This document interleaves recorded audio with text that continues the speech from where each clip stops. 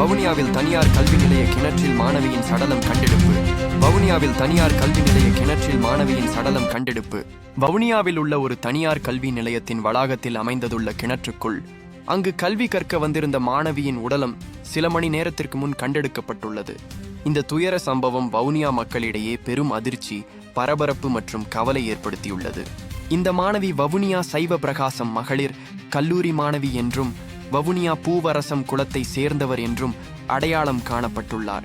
சம்பவம் தொடர்பாக இது தற்கொலையா அல்லது வேறு குற்றச்செயலா என்பதை உறுதிப்படுத்தும் நோக்கில் வவுனியா காவல்துறையினர் விசாரணையை தீவிரப்படுத்தியுள்ளனர் என்றும், காவல்துறை அதிகாரிகள் சம்பவ இடத்தில் நேரில் சென்று சான்றுகள் சேகரிக்கும் பணிகளை மேற்கொண்டு வருகின்றனர். மேலும் விசாரணையின் முன்னேற்றம் தொடர்பான தகவல்கள் விரைவில் வெளியாகும் என எதிர்பார்க்கப்படுகிறது.